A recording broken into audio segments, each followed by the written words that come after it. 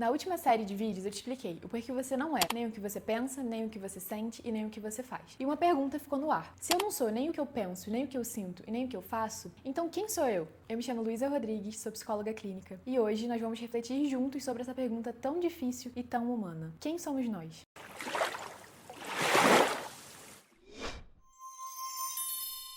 Eu não pretendo aqui esgotar todo o assunto do tema identidade, até porque não é um tema simples. O que eu pretendo é trazer um ponto de vista pra gente refletir. Boa parte da humanidade se faz essa pergunta, né? Quem sou eu? Desde Sócrates, com o Conhece-te a ti mesmo, passando por Platão, Aristóteles, Santo Agostinho, Tomás de Aquino, Descartes, entre muitos outros. Cada um, da sua maneira, tentou achar explicações para entender o que é o eu. Quando você vai num psicólogo na intenção de entender quem você é, ele não tem essa resposta pronta debaixo da manga para te entregar. Mas em um processo colaborativo, ele vai te ajudando a você refletir, a você se observar, para que você consiga chegar nessa resposta com autonomia. Na psicologia, especialmente na TCC, a gente não entende o eu como algo fixo, pronto e imutável. É algo que vai sendo construído ao longo da vida e é atravessado por diversos fatores, como fatores sociais, genéticos, culturais, inclinações pessoais que são naturais de todo ser humano. Eu gosto muito do conceito de identidade desenvolvido por Henry Tajfel. Ele desenvolveu a teoria da identidade social. Então eu vou falar um pouquinho da visão dele sobre a construção da identidade, porque eu acho que se encaixa muito bem aqui nessa reflexão. Eu parto do princípio de que a construção da identidade é algo subjetivo, possibilita o ser humano entender que existe enquanto pessoa no mundo.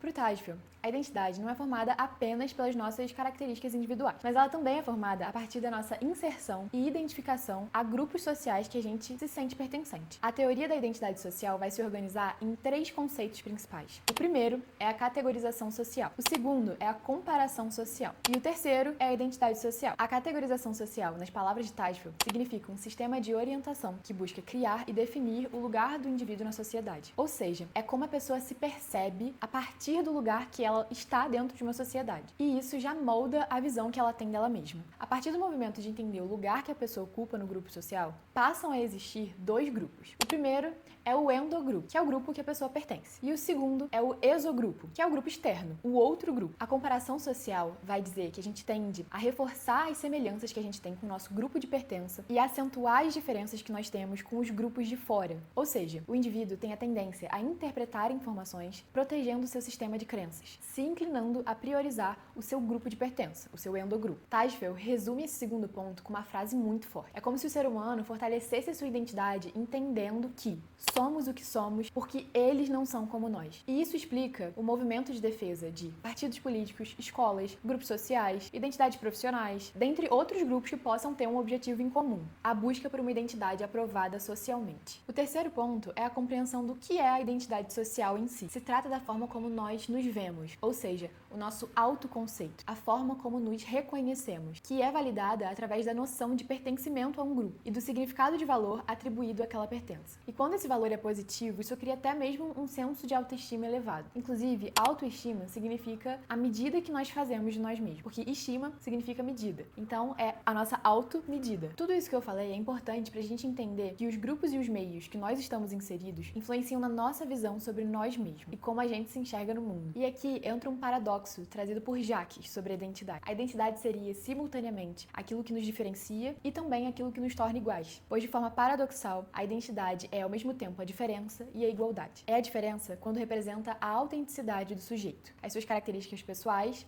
e de personalidade, influenciados pela sua genética, tendências e valores construídos. E é ao mesmo tempo a igualdade, quando tal autenticidade se submete à aceitação de um grupo para validar-se e identificar-se. Porque identificar-se é uma necessidade humana. No dicionário, identificar-se significa tornar idêntico. Esse paradoxo da nossa identidade fica muito evidente nas redes sociais, porque é um espaço no qual o objetivo é, ao mesmo tempo, se destacar e também ser aceito pelo outro através de curtidas e interações. Nesses espaços, a identidade constantemente causa grande confusão na cabeça das pessoas. Por isso, tem muita gente abalada ou sem saber quem é, meio perdida. A internet aumentou muito essa questão da comparação. Por isso que tem muita gente moldando a sua identidade para caber dentro de um post. E aí acaba perdendo a essência da sua autenticidade. Tudo isso forma a nossa identidade e forma como a gente se enxerga no mundo. E é exatamente aqui que entra a terapia cognitivo-comportamental. comportamental. Tem um artigo muito interessante que discute a TCC como reflexividade da vida moderna. Eu vou deixar ele aqui na descrição. E o que isso quer dizer? Que na TCC a identidade não é algo que simplesmente acontece com a gente. Não é algo nem determinado totalmente pelo meio, pelo grupo ou pela infância. Ela é uma tarefa reflexiva. Quando a gente aprende a observar os nossos pensamentos, questionar as nossas crenças e entender de onde elas vêm, a gente começa a reconstruir de maneira consciente a forma como a gente se vê. Então a TCC, ela ajuda ao indivíduo a perceber que a identidade não é um destino fechado, mas um processo a ser revisto, reorganizado e atualizado. E isso é essencial num mundo marcado por comparação, excesso de informação e instabilidade. A TCC devolve ao sujeito um papel ativo de refletir sobre si, avaliar se as crenças que carrega ainda fazem sentido. E se não fizerem, tudo bem deixá-las para trás. E escolher com mais consciência quem ele quer se tornar, de forma alinhada com os seus valores. Então, se por um lado a teoria da identidade social nos mostra como nós somos influenciados pelos nossos grupos e contextos, por outro, a TCC nos mostra que nós não somos reféns disso. Então é muito importante que a gente olhe para nossa história, para o nosso meio, para as nossas experiências, para que a gente pense sobre elas e reflita, e para que principalmente a gente não fique aprisionado a elas. Então, afinal, quem sou eu? Você não é apenas o que pensa, apenas o que sente, nem apenas o que faz. Você também não é apenas o grupo social que você pertence, e muito menos o que a internet quer que você seja. Você é um sujeito em construção, capaz de refletir sobre si, rever crenças e participar ativamente da construção da sua identidade. Então, se você precisa de ajuda para se conectar com quem você é ou com quem você quer ser, as minhas informações estão no link da descrição. E não se esquece de curtir, comentar, compartilhar, ativar o sininho e se inscrever no meu canal. E não se esqueça que do mover interior nasce a pérola de valor.